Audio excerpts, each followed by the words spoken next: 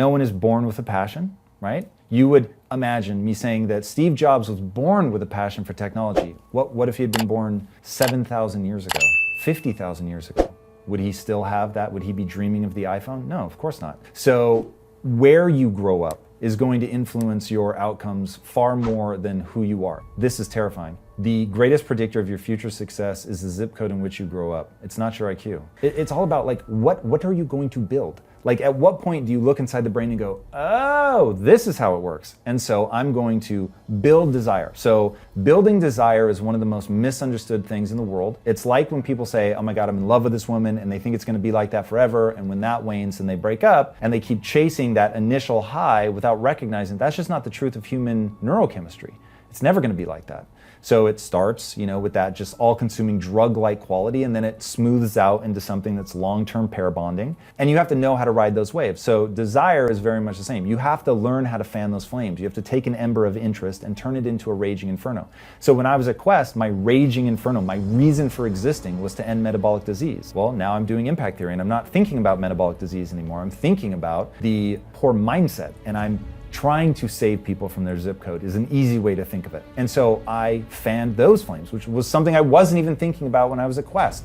So it's like you can very much pivot, you can decide, but it has to be something real. Like these are real things. I really did care about ending metabolic disease because of my family. I really do care about the zip code being a predictor because of people I've loved in my life who've succumbed to that and my inability to help them up to this point. So it's like, you take that initial spark and then you cultivate it like you would a fire. So techne is an ancient Greek word that is a set of skills that matter to you, that you work extraordinarily hard to build, so they are unique to you, that allow you to serve not only yourself but other people. So we are a social creature. I always want people to understand that there are certain things in you, hardwired into you, that if you ignore at your peril, and if you leverage, can really propel you forward, such as helping other people. It feels good.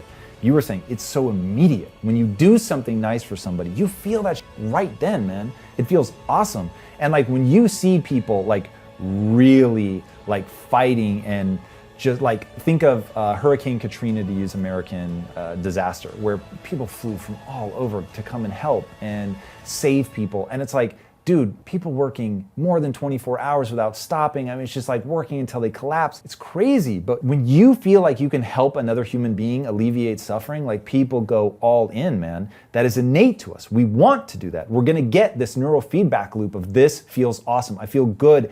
I feel urgency. Like I cannot stop myself. I have to help. And that's so powerful. And if you can make your business about that, the thing for me, I hate working with my hands. I hate it. I hate grease on my hands, all that. And I was having to repair equipment, which is something I absolutely hate. So when I was under equipment, and I'm talking like you're working, it's 2 a.m. on a Friday and your knuckles are bleeding from like trying to fix something, and you're thinking, what am I doing? I kept saying, I'm here to save my mom and my sister because they were morbidly obese. And I knew if I couldn't give them food that they could choose based on taste that happened to be good for them, that I would literally lose them too soon. And so I was like, that's what this is about. That's why I'm here. I'm not here to get rich. I am here to save my mom and my sister. So when people say you just want it and you're going after it, it's gonna happen, I will tell a very different story. So the struggle is guaranteed, the success is not. The money may never come. So every great success story has a certain element of timing, there's a certain amount of luck that goes into it. Now, you have to be prepared to be able to capitalize on that. Like the inhuman amount of work that we did to launch Quest, to launch Impact Theory, most people just are definitely not going to work that hard, that tenaciously for that long.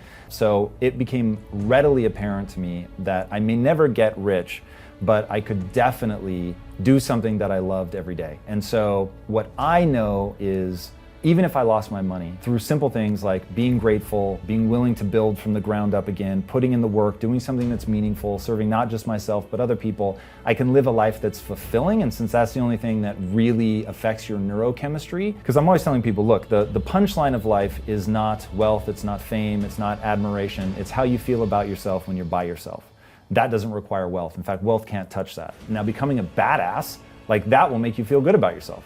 And that's something that nobody can take away. We all have the ability to change. And if people really knew who I was before, because they have a hard time believing it when they see me now. Yeah. But I'm like, go ask my mom, who was surprised that I succeeded. Ask my father-in-law, who did not want me to marry his daughter. Ask my best friend. All the people who knew me the most were like, We did not expect you to be successful. My mom recently told me that when I told her I was going to get rich, that her and my aunts and uncles used to laugh at me behind my back because they were like, bless this kid, he's just a dreamer, but he's never actually going to get rich.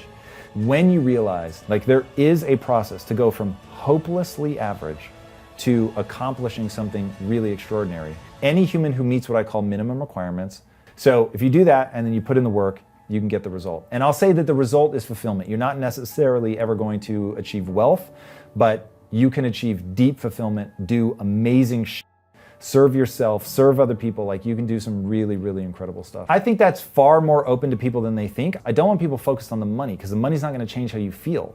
But if you focus on the fulfillment of technique, building up this rad skill set that's letting you serve yourself and other people, and then marry it to business savvy, your odds of becoming financially successful skyrocket. That's where I hope people get their heads around that fulfillment really is the punchline.